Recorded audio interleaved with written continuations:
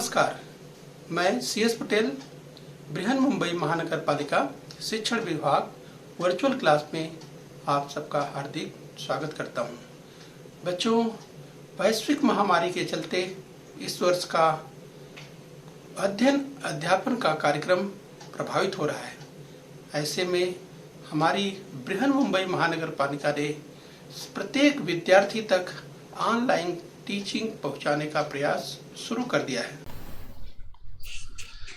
तो बच्चों, कक्षा छठी में आज हम पढ़ेंगे इतिहास यानी हिस्ट्री की बात करेंगे। तो स्क्रीन पर दाहिनी ओर आप देख पा रहे हैं इतिहास और नागरिक शास्त्र की कक्षा छठी की पाठ्य पुस्तक। जिस बच्चों हम देखने वाले कक्षा छठी इतिहास यानी हिस्ट्री पढ़ेंगे और जिसमें आप देखने वाले हैं बच्चों पाठ 11 प्राचीन भारत और विश्व भाग दूसरा यानी ancient India and the world part 2 की हम बात करेंगे। तो बच्चों, मैं CS Patel virtual training centre SPGM Mumbai से। आइए बच्चों आगे बढ़ते हैं। बच्चों, प्राचीन भारत और विश्व भाग 1 हम पढ़ चुके हैं। थोड़ा सा हम रिवीजन कर लेते हैं, थोड़ा सा पुनरावलोकन कर लेते हैं। आइए बच्चों थोड़ा सा रिवीजन करेंगे पार्ट 1 हमने क्या सीखा था। तो बच्चों, पार्ट 1 में हमने देखा था, जिस बच्चों हमने अध्ययन किया था, अगर हम बात करें जिस बच्चों तो भारत और पश्चिमी देशों के बारे में हमने जानकारी प्राप्त की थी पार्ट 1 में। बच्चों हमने देखा था पेरिस के संग्रहालय में गौतम बुद्ध की प्रतिमा गांधार शैली में है, जिसकी हमने बात की थी।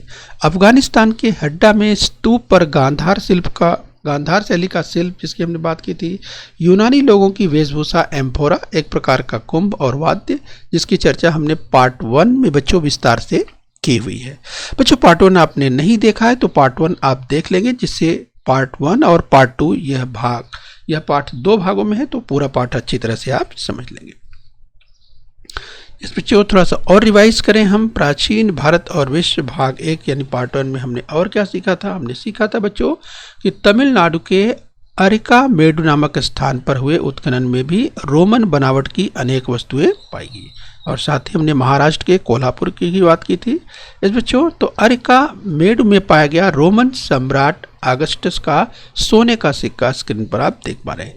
तो बच्चों इसके बारे में विस्तार से हमने पार्ट 1 में अध्ययन किया हुआ है। तो बच्चों पार्ट 1 आप नहीं देखा है तो वहां पे देख के समझ लीजिए, फिर पार्ट 2 अच्छी तरह से आप समझ जाएंगे।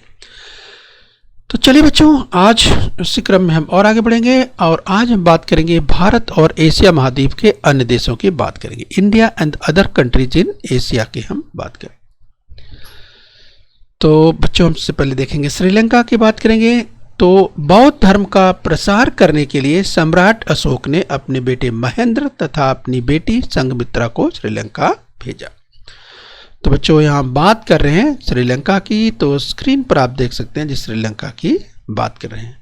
और बच्चों हम आपको पॉइंटर की मदद से बताएं, जिस यहाँ पर श्रीलंका को आप देख रहे हैं और बच्चों वहीं पर उसके नीचे एक स्थान और जरा ध्यान से देखिए जिसका नाम नीचे लिखा हुआ है सिगिरिया। तो बच्चों इसका भी इंपॉर्टेंस है, इसकी हम बात करेंगे। तो इन दोनों स्थानों यानी इन दोनों के नामों का उल्लेख श्रीलंका के बौद्ध ग्रंथ महावंश में मिलता है। तो बच्चों हमें ध्यान रखना है। तो बौद्ध धर्म का प्रसार करने के लिए सम्राट अशोक ने अपने बेटे महेंद्र और अपनी बेटी संघमित्रा को श्रीलंका भेजा था। इस बच्चों और इन दोनों के नामों का उल्लेख श्रीलंका के बौद्ध ग्रंथ महावंश में मिलता है, ये हमें ध्यान रखा है।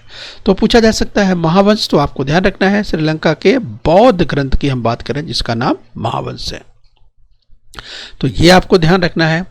आइए बच्चों इसी क्रम में हम और आगे बढ़ेंगे। तो बच्चों हम भारत और एशिया महाद्वीप के अन्य देशों की बात कर रहे हैं। India and other countries in Asia की बात कर रहे हैं। तो बच्चों यहां पर आपको ध्यान रखना है, जब हम भारत और एशिया महाद्वीप के अन्य देशों की बात करें बच्चों, पार्ट 1 में हम आपको थोड़ा सा याद दिला दें, हमने भारत और पश्चिमी देशों के संदर्भ में चर्चा की थी। और बच्चों आज हम जो अध्ययन करने वाले हैं भारत और एशिया महाद्वीप के अन्य देशों की बात करेंगे, यानी हम तमाम चाहे पूर्वी देशों की बात करेंगे, इनकी हम बात करने वाले हैं भारत और एशिया महाद्वीप के अन्य देशों की बात करेंगे। तो संघमित्रा अपने साथ बोध वृक्ष की टहनी ले गई थी। इस बच्चों ये ध्यान रखना है, संघमित्रा अपने साथ बोध वृक्ष की टहनी ले गई थी। श्रीलंका के अनुराधपुर में बोध वृक्ष है और वहां की परंपरा के अनुसार यह माना जाता है कि वह बोध वृक्ष इसी टहनी से बड़ा हुआ है। राइट बच्चों, तो चलिए आपको ध्यान रखना है, श्रीलंका के अनुराधपुर में बोध वृक्ष है और वहां की परंपरा के अनुसार यह माना जाता है कि वह बोध वृक्ष इसी टहनी से बड़ा हुआ है। तो ये परंपरा है, आपको ध्यान रखना है बच्चों। आइए बच्चों, इस क्रम में हम और आगे बढ़ते हैं। इस बच्चों हम अध्ययन कर रहे हैं भारत और एशिया महाद्वीप के अन्य देशों की बात कर रहे हैं। India and other countries in Asia की हम बात करें। श्रीलंका के मोती तथा अन्य मूल्यवान वस्तुओं की भारत में बड़ी मांग थी। इस बच्चों, तो श्रीलंका के मोती तथा अन्य मूल्यवान वस्तुओं की भारत में बड़ी मांग थी। वहाँ के सिगिरिया नामक स्थान पर ईसा की 5वीं शताब्दी में, इस बच्चों तो ये आप ध्यान रखें, हम बात कर रहे हैं सिगिरिया की। तो सिगिरिया स्थान की बच्चों बात हमने अभी चर्चा आपसे की थी, ये आपको ध्यान रखना है। तो सिगिरिया नामक स्थान पर ईसा की 5वीं शताब्दी में कश्यप राजा ने गुफाएं खुदवाई थी। तो ये ध्यान रखना है, कश्यप राजा ने गुफाएं खुदवाई थी। बच्चों, उन गुफाओं के भित्ति चित्रों की शैली अजिंठा की चित्र शैली के साथ साम्य, अजिंठा यानी अजंता बच्चों।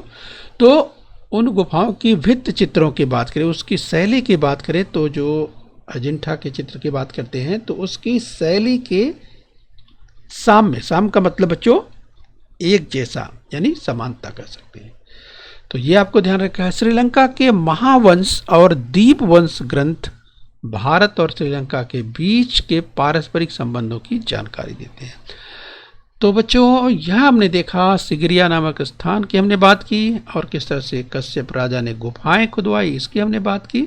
और ये जो उन गुफाओं के भित्ति चित्रों की जो शैली की अगर बात करें बच्चों, तो अजिंठा की चित्र शैली के साथ साम्य दर्शाती है, यानी एक समान दिखाई पड़ते हैं। और श्रीलंका के महावंश और दीपवंश ग्रंथ भारत और श्रीलंका के बीच के पारस्परिक संबंधों की जानकारी देते हैं। और बच्चों ध्यान रखना है कि ये ग्रंथ पाली भाषा में लिखे गए हैं। इस बच्चों ध्यान रखें, हम बात कर रहे हैं ग्रंथों की जिन वे पाली भाषा में लिखे गए हैं, ये आपको ध्यान रखना है। आइए बच्चों, इसी क्रम में हम और आगे बढ़ेंगे। तो बच्चों अध्ययन कर रहे हैं हम चीन और अन्य देशों की बात कर रहे हैं, चाइना एंड अदर कंट्रीज की बात कर रहे हैं। तो प्राचीन समय से भारत और चीन के बीच व्यापारिक और सांस्कृतिक संबंध प्रस्थापित हुए। ये बच्चों हम बात कर रहे हैं भारत और चीन की बात करें तो प्राचीन समय से ही भारत और चीन के बीच व्यापारिक और सांस्कृतिक संबंध प्रस्थापित हुए थे। चीन में तैयार होने वाले रेशमी वस्त्र को भारत में सेनांशुक कहते थे। राइट, तो बच्चों चीन में जो रेशमी वस्त्र तैयार होते थे, जिस बच्चों भारत में उन्हें चीनांशुक कहते थे, ये हमें ध्यान रखना है। सम्राट हर्षवर्धन ने चीन के दरबार में अपना राजदूत भेजा था। राइट बच्चों, ध्यान रखना है, सम्राट हर्षवर्धन ने चीन के दरबार में अपना राजदूत भेजा था, ये ध्यान रखना है। आइए बच्चों, इसी क्रम में हम और आगे बढ़े। तो बच्चों हम अध्ययन कर रहे हैं चीन और अन्य देशों की बात कर रहे हैं, यानी चाइना एंड अदर कंट्रीज की बात कर रहे हैं। तो आइए बच्चों, चीन और अन्य देशों की हम बात कर रहे हैं, चाइना एंड अदर कंट्रीज की बात करें। भारत में चीनांशुक की बड़ी मांग थी, जिसकी चर्चा हमने की थी बच्चों, यानी ये चीन की हम बात करें तो भारत में चीनांशुक की बड़ी मांग थी, ये आपको ध्यान रखना है। प्राचीन भारत के व्यापारी यह चीनांशुक पश्चिमी देशों में भेजते थे। तो प्राचीन भारत के व्यापारी यह चीनांशुक पश्चिमी देशों में भेजते थे। यह व्यापार सड़क मार्ग से होता था। इस बच्चों यह व्यापार सड़क मार्ग से होता है और इस मार्ग को रेशम मार्ग भी कहते हैं। तो जो कि बच्चों रेशम मार्ग बहुत चर्चित नाम है इस बच्चों, तो रेशम मार्ग भी कहते हैं जिस सड़क मार्ग की हम बात करें जो जिससे व्यापार किया जाता था। तो ये बहुत चर्चित नाम है रेशम मार्ग, आपको ध्यान रखना है।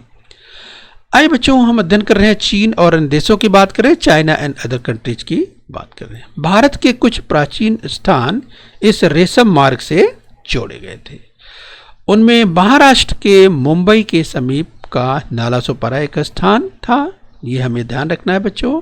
और भारत में बौद्ध भिक्षु फाहियान और युआन स्वांग भी रेशम मार्ग से ही आए थे। तो स्क्रीन पर बच्चों युआन स्वांग को आप देख पा रहे हैं, इस पॉइंटर की मदद से हम आपको बताएं तो भारत में बौद्ध भिक्षु फाहियान और युआन स्वांग भी रेशम मार्ग से ही आए थे।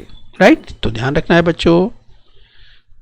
भारत के कुछ प्राचीन स्थलों की हमने बात की जो रेशम मार्ग से जोड़े गए, ये आपको ध्यान रखना है। आइए बच्चों इसी क्रम में हम और आगे बढ़ लेते हैं। तो हम बच्चों बात कर रहे हैं अभी चीन और अन्य देशों की बात कर रहे हैं, चाइना एंड अदर कंट्रीज की बात कर रहे हैं। ईस्वी सन प्रथम शताब्दी का चीनी सम्राट मिंग के आमंत्रण पर बौद्ध भिक्षु धर्म रक्षक और कश्यप मातंग चीन गए थे। राइट, ध्यान रखिए बच्चों, ईस्वी सन की पहली शताब्दी का चीनी सम्राट मिंग के आमंत्रण पर बौद्ध भिक्षु धर्म रक्षक और कश्यप मातंग चीन गए थे। राइट बच्चों, ये ध्यान रखना है बच्चों, भारत से ये पहली शताब्दी में, ईस्वी सन की पहली शताब्दी में अर्थात चीनी सम्राट यानी चीन के राजा मिंग के आमंत्रण पर बौद्ध भिक्षु धर्म रक्षक और कश्यप मातंग चीन गए थे। ये हमें ध्यान रखना है। उन्होंने अनेक भारतीय बौद्ध ग्रंथों का चीनी भाषा में अनुवाद किया, ये हमें ध्यान रखना है। तो भारतीय बौद्ध ग्रंथों का चीनी भाषा में अनुवाद किया बच्चों, ये हमें ध्यान रखना है। उसके पश्चात चीन में बौद्ध धर्म के प्रसार हेतु प्रोत्साहन मिला। राइट, तो भारतीय बौद्ध ग्रंथों का चीनी भाषा में अनुवाद करने के बाद चीन में बौद्ध धर्म के प्रसार हेतु प्रोत्साहन मिला, ये हमें ध्यान रखना है। बौद्ध धर्म जापान, कोरिया और वियतनाम देशों में भी पहुंचा।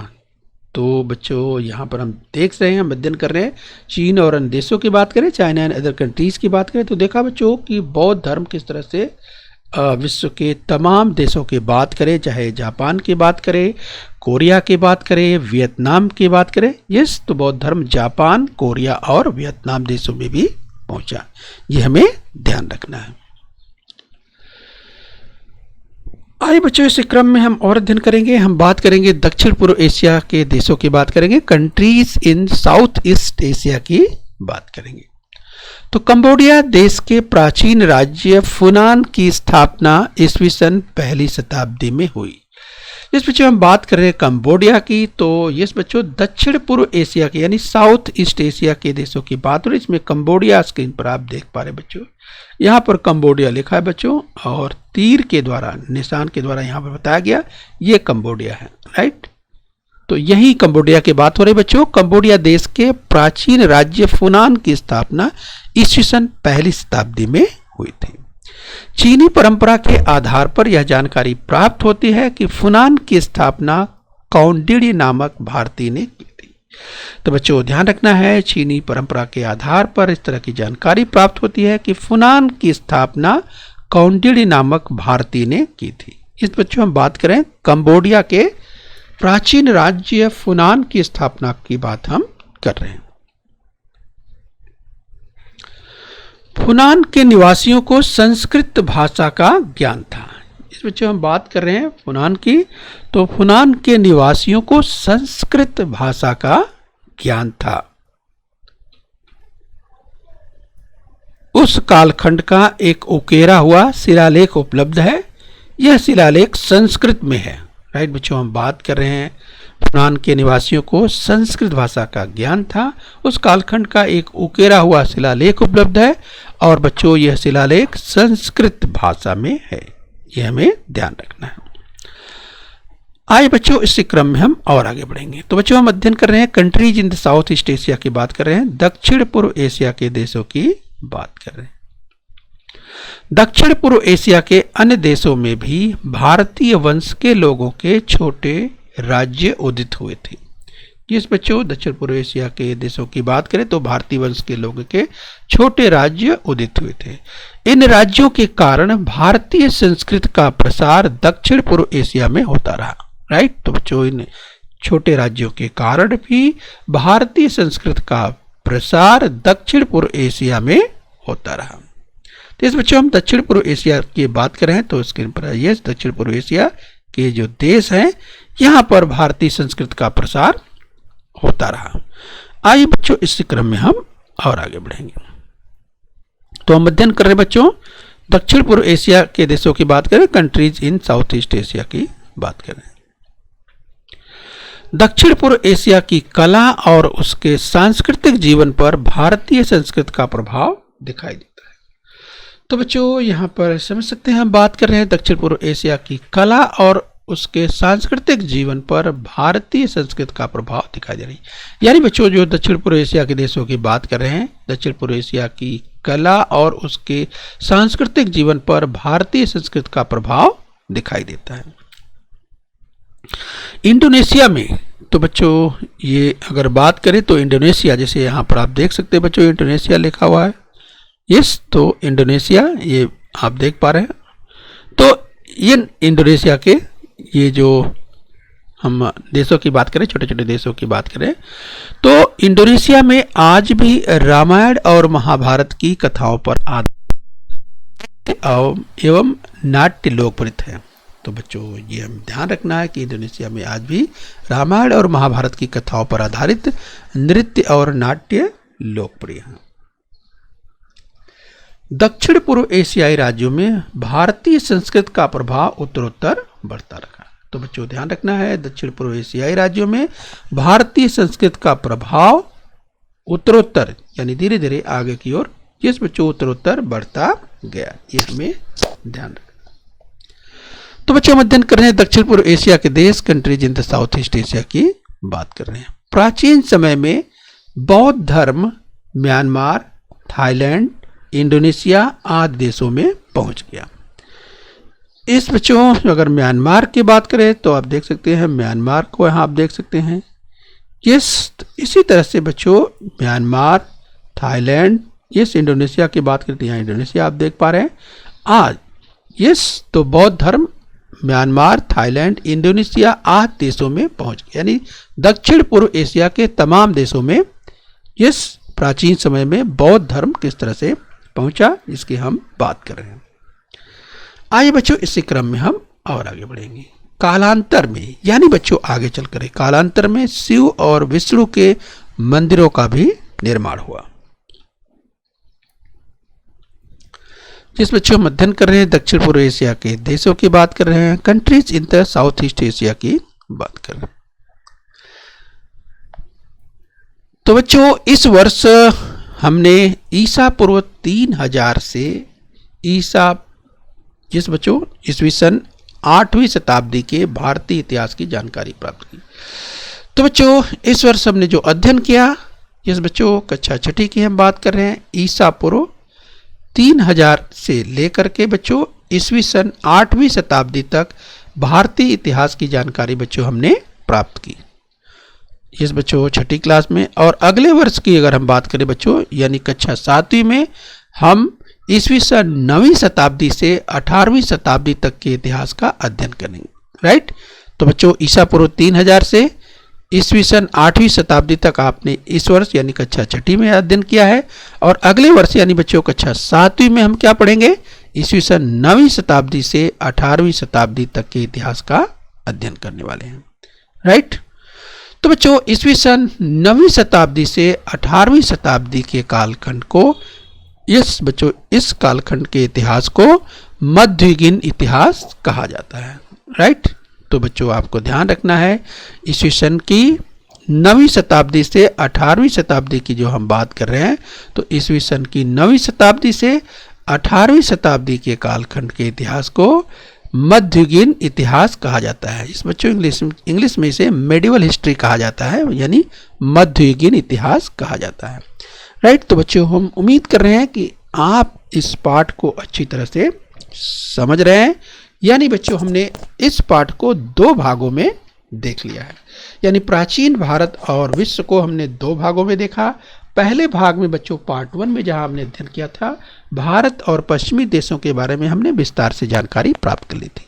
और बच्चों इस पाठ में अर्थात प्राचीन भारत और विश्व के दूसरे भाग में पार्ट 2 में हमने जो बच्चों आज अध्ययन किया भारत और एशिया महाद्वीप के अन्य देशों की चर्चा हमने विस्तार में कर ली। तो बच्चों इस तरह से इस पाठ को पूरी तरह से आप समझने के लिए बच्चों इसके जो दोनों भाग हैं पार्ट 1 और पार्ट 2 दोनों भाग अगर आप पढ़ लेते हैं तो बच्चों आप इस पाठ को अच्छी तरह से समझ जाएंगे। ठीक है बच्चों, तो चलिए बच्चों, अब हम आज हमने पढ़ा है यानी भारत और एशिया महाद्वीप के अन्य देशों की बात हम यानी पार्ट 2 में जो आज हमने सीखा है उसका बच्चों आइए हम अभ्यास कर लेते हैं। तो चलिए बच्चों ध्यान से देखिए, निम्नलिखित कथन सत्य है या असत्य बताना है। यदि कथन असत्य हो तो उसे सत्य करके लिखना भी। तो पहला कथन आपके सामने स्क्रीन पर है।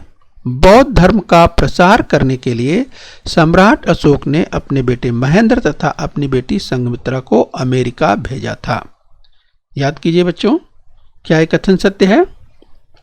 कथन को ध्यान से एक बार और देख लीजिए बच्चों, कथन में क्या लिखा हुआ है। बौद्ध धर्म का प्रसार करने के लिए सम्राट अशोक ने अपने बेटे महेंद्र तथा अपनी बेटी संघमित्रा को अमेरिका भेजा था। तो बच्चों इसका जो कीवर्ड है ध्यान से देखिए, उसको आप पहचानिए, समझिए कि क्या ये कथन सत्य है कि बौद्ध धर्म का प्रसार के लिए सम्राट अशोक ने अपने बेटे महेंद्र तथा बेटी संघमित्रा को अमेरिका भेजा था। क्या ये कथन सत्य है? तमाम विद्यार्थियों को याद आ गया होगा। तो चलिए बच्चों, आपने उत्तर दे भी दिया होगा तो अपना उत्तर टैली कीजिए। तो बच्चों ये कथन असत्य है। तमाम विद्यार्थियों को पता चल गया होगा कि आखिर में ये असत्य क्यों है। तो बच्चों फिर से एक बार देखिए, जिन विद्यार्थियों ने अगर नहीं समझा है तो ध्यान समझिए। बौद्ध धर्म का प्रसार करने के लिए सम्राट अशोक ने अपने बेटे महेंद्र तथा अपनी बेटी संघमित्रा को अमेरिका भेजा। तो बच्चों याद कीजिए कि क्या बौद्ध धर्म का प्रसार करने के लिए सम्राट अशोक ने अपने बेटे महेंद्र और बेटी संघमित्रा को अमेरिका भेजा था। तमाम विद्यार्थियों को इसका उत्तर क्लिक कर गया होगा और उन्होंने सही उत्तर दे भी दिया होगा। यस, तो बच्चों याद आया आपको कि क्या सम्राट अशोक ने अपने बेटे तथा अपनी बेटी को अमेरिका भेजा था बौद्ध धर्म का प्रसार करने के लिए? तो तमाम विद्यार्थियों ने उत्तर दिया होगा ये असत्य है। तो बच्चों यहाँ लिखा हुआ है कि यदि कथन असत्य हो तो उसे सुधार कर लिखिए यानी सत्य करके लिखिए। तो किस तरह से आप लिखेंगे? इस तरह से सत्य करके लिखेंगे। तो सत्य कथन इस तरह होगा कि बौद्ध धर्म का प्रसार करने के लिए सम्राट अशोक ने अपने बेटे महेंद्र तथा अपनी बेटी संघमित्रा को श्रीलंका भेजा था। तो बच्चों ये जो अमेरिका भेजा था ये सही नहीं था, इसे को आपको हटाना है और इसकी जगह आपको क्या रखना है? श्रीलंका रखना है। इस बच्चों श्रीलंका, ठीक है, श्रीलंका के देश में, न कि अमेरिका के। तो इस तरह से जो कथन असत्य है उसको सत्य करके लिख लेना। आइए बच्चों इसी क्रम में और आगे बढ़ेंगे। अगला कथन ध्यान से देखिए, निम्नलिखित कथन असत्य है या सत्य है या सत्य पहचानना है। यदि कथन असत्य हो तो उसे सत्य करके लिखना है। श्रीलंका के महावंश और दीपवंश ग्रंथ भारत और श्रीलंका के बीच के पारस्परिक संबंधों की जानकारी देते हैं। तो बच्चों याद कीजिए, इसकी चर्चा हमने की थी। श्रीलंका के जो दो ग्रंथ महावंश और दीपवंश, ये जो ग्रंथ हैं भारत और श्रीलंका के बीच के पारस्परिक संबंधों की जानकारी देते हैं। तो क्या यह कथन सत्य है? चलिए अपना उत्तर दीजिए। तो तमाम विद्यार्थियों ने इसका उत्तर दे दिया होगा। तो चलिए बच्चों अपना उत्तर टैली करिए। जिस बच्चों ये कथन बिल्कुल सत्य है। श्रीलंका के महावंश और दीपवंश ग्रंथ भारत और श्रीलंका के बीच के पारस्परिक संबंधों की जानकारी देते हैं। आइए बच्चों अगला कथन देखते हैं। तो जरा ध्यान से देखिए, चीन में तैयार होने वाले रेशमी वस्त्र को भारत में चीनांशुक कहते थे। तो क्या एक कथन सत्य है कि चीन में तैयार होने वाले रेशमी वस्त्र को भारत में चीनांशुक कहते थे? ये कथन सत्य है या असत्य? तो चलिए बच्चों इसका उत्तर आपको बताना है, देना है। तो तमाम विद्यार्थियों ने उत्तर दे दिया होगा। तो चलिए अपना उत्तर टैली कीजिए। ये कथन बिल्कुल सत्य है। चीन में तैयार होने वाले रेशमी वस्त्र को भारत में चीनांशुक कहते थे। ये कथन बिल्कुल सत्य है। आइए बच्चों इसी क्रम में हम और आगे बढ़ेंगे। तो अगला कथन ध्यान से देखिए बच्चों, इंडोनेशिया में आज भी रामायण और महाभारत की कथाओं पर आधारित नृत्य एवं नाट्य लोकप्रिय हैं। तो क्या यह कथन सत्य है कि इंडोनेशिया में आज भी रामायण और महाभारत की कथाओं पर आधारित नृत्य और नाट्य लोकप्रिय हैं? तो बच्चों क्या यह कथन सत्य है? तमाम विद्यार्थियों को याद आ गया होगा। तो चलिए अपना उत्तर टैली कीजिए। जिस बच्चों ये कथन बिल्कुल सत्य है। आइए बच्चों इसी क्रम में और आगे बढ़ लेते हैं। तो चलिए बच्चों अंतिम कथन ध्यान से देखिए। ये कथन सत्य है या असत्य? यदि कथन असत्य हो तो सत्य करके लिख दीजिए। ईस्वी सन 9वीं शताब्दी से 18वीं शताब्दी के कालखंड को इतिहास का मध्ययुगीन इतिहास यानी इस कालखंड के इतिहास को मध्ययुगीन कालखंड यानी मध्ययुगीन इतिहास कहते हैं। यानी ईस्वी सन 9वीं शताब्दी से 18वीं शताब्दी के कालखंड को इतिहास का यस बच्चों मध्ययुगीन इतिहास कहते हैं। इस कालखंड को तो क्या कथन सत्य है? 9वीं से 18वीं शताब्दी का जो कालखंड है इतिहास का, यह मध्ययुगीन इतिहास कहलाता है। यानी मेडिवल हिस्ट्री की बात कही जा रही थी। बच्चों इसकी चर्चा हमने की थी, क्या कथन सत्य है? तो तमाम विद्यार्थियों ने यहाँ उत्तर दे दिया होगा, राइट। तो चलिए बच्चों अपना उत्तर टैली कीजिए। ये कथन बिल्कुल सत्य है। तो बच्चों हम उम्मीद करते हैं कि आपने प्राचीन भारत और विश्व इस पाठ को अच्छी तरह से समझ लिया है। बच्चों इस पाठ को एक बार फिर से आपको रिवाइज कराएं। 2 भाग में है और 2 भाग पढ़ने के बाद आप पूरी तरह से अच्छी तरह से आप समझ जाएंगे। तो आपने अगर बच्चों वीडियो का पहला जो भाग है आपने अगर नहीं देखा होगा तो बच्चों आप उसे जरूर देख लीजिए, जिससे आप इस पाठ को समझ सकें। तो चलिए बच्चों बृहन महानगर पालिका के इस चैनल को सब्सक्राइब कर लीजिए और बच्चों अपने स्वास्थ्य का ध्यान रखें। ओके बच्चों बृहन मुंबई महानगर पालिका के इस चैनल को सब्सक्राइब कर लीजिए और बेल आइकन प्रेस कर लीजिए। तो बच्चों हम उम्मीद करते हैं यहाँ तक आपने समझ लिया है। आगे फिर मिलेंगे। आज के लिए इतना ही। Thank you very much.